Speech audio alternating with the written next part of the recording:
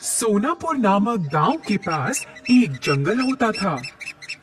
उस जंगल में पृथ्वीराज नाम का एक आदमी जंगल का अफसर था।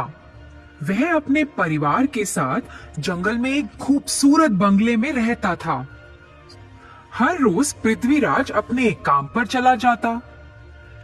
पृथ्वीराज की पत्नी पायल एक खेल क्षेत्र चलाती थी। वह उस खेल क्षेत्र में 3 घंटा काम करती थी। एक बेटा था अर्जुन। वह हर दिन स्कूल जाता था और फिर स्कूल के बाद घर वापस आकर वो भी बाकी बच्चों के साथ खेल क्षेत्र में खेलता था। खेल क्षेत्र के पीछे पृथ्वी और पायल ने एक छोटा सा खूबसूरत लकड़ी का घर पेड़ पर बनाया।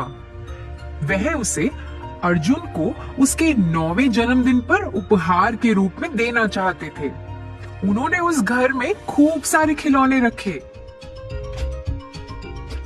फिर जैसे ही एक दिन अर्जुन अपने स्कूल से घर आया, उसके माता पिता ने उसकी आंखों पर पट्टी बांध दी और उसे उस पेड़ के पास ले गए।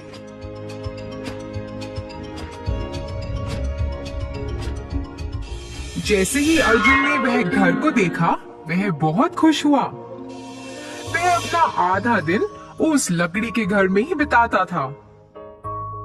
एक दिन अर्जुन उस घर से अपने घर की ओर भागता हुआ आया।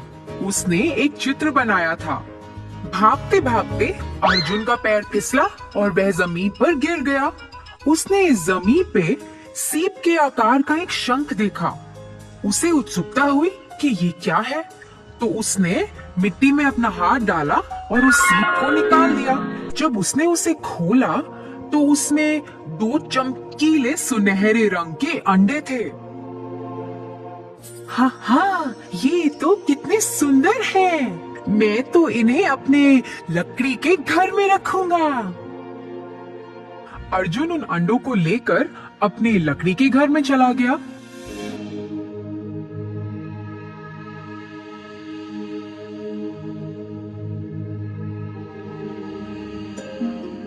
और उनके साथ खेलने लगा। जैसे ही वह खेल रहा था, अर्जुन की माँ ने उसे पुकारा। अर्जुन घबरा गया कि कहीं उसकी माँ को पता ना चल जाए और वो उसे डांटे ना। उसने फटाफट से उन अंडों को एक कपड़े के अंदर छुपा दिया और वहां से नीचे चला गया। फिर अगले दिन जब अर्जुन वापस उस लकड़ी के घर में आया, उसने उन अंडों को खोजना शुरू कर दिया। उसे ये देख के बहुत हैरानी हुई कि एक दिन में ही अंडे बड़े हो गए हैं। वह उन्हें आश्चर्य से देखता रहा कि कैसे एक दिन में अंडों का आकार बड़ा हो गया है। देखते ही देखते अंडे दिन ब दिन बड़े होते गए। अर्जुन अब 11 साल का हो गया था और अंडों का आकार तो बहुत ही बड़ा हो गया। अर्जुन को ऐसा लगा कि अब तो उस लकड़ी के घर में इन्हें छुपाना नामुमकिन है। तो उसने सोचा कि अब वह उन अंडों को कहीं और जाके छुपाएगा। दूसरा स्थान खोजने के लिए वह अपनी साइकिल पर घर के आसपास देखने लगा। उसने एक पुराना सा घर देखा। उसने सोचा कि यह अच्छी जगह है जहां वह अपने अंडों को छुपा सकता है। वह जल्दी अपने घर वापस आया, उन अंडों को लिया और जल्द ही उस पुराने बंगले की ओर चला गया। उसने उन अंडों को वहां छुपा दिया और उसके बाद वह वहां कभी नहीं गया। उसे तो उस घर से डर लगता था क्योंकि वह भयानक था। ऐसे ही कुछ साल बीतते गए। अर्जुन के 18वें जन्मदिन पर अर्जुन हिमेश को अपने साथ उस पुराने बंगले में चला गया। जैसे ही उन्होंने घर का दरवाजा खोला, दोनों आश्चर्यचकित रह गए। अंडे तो उनसे भी बड़े हो गए। ये क्या था? इतने बड़े कैसे हो गए अंडे? क्या ये सचमुच के सुनहरे अंडे थे? उनके दिमाग में ऐसे ख्याल आने लगे।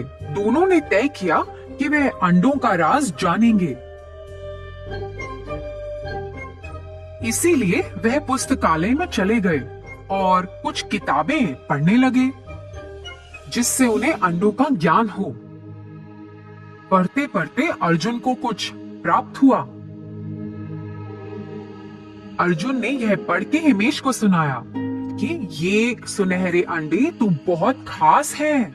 ये शुरू में तो बहुत छोटे होते हैं और सीप के आकार के शंख के अंदर होते हैं, मगर जैसे ही इन्हें कोई छूता है और उस शंख से बाहर निकालता है, धीरे धीरे ये बहुत बड़े होने लगते हैं। जो भी इन अंडों को सबसे पहले छूता है वो इन अंडों का मालिक बन जाता है। ये जादुई अंडे हैं। इन अंडों में इतनी ताकत है कि ये किसी को भी दूसरी दुनिया में लेकर जा सकते हैं। ऐसा करने के लिए अंडों के मालिक को अपनी पहली उंगली अंडों पर रखनी है। एक बार में सिर्फ 2 लोग ही जा सकते हैं। ऐसा करने के लिए जैसे ही वह उस अंडे के अंदर जाएंगे, वह अपनी इच्छा प्रकट कर सकते हैं और अंडे उनकी इच्छा कबूल कर लेंगे। अरे वाह, ये तो कितनी अच्छी बात है। अर्जुन और हिमेश वापस उस पुराने घर में गए। अर्जुन ने अपनी पहली उंगली अंडे पर रखी। जैसे ही उसने ऐसा किया, अंडे खुल गए। दोनों एक एक अंडे के अंदर शामिल हो गए। हमें अंतरिक्ष में ले जाओ। जैसे ही उन्होंने ऐसा कहा, दोनों अंतरिक्ष में पहुंच गए और उड़ने लगे। दोनों ने बहुत मजा उठाया और फिर वापस अंडे में आ गए। उस दिन से दोनों अलग अलग जगहों पे जाते थे। एक बार वह ऐसी दुनिया में गए जहां बहुत प्रकार के फूल थे। उन्होंने आसमान की यात्रा की। बाद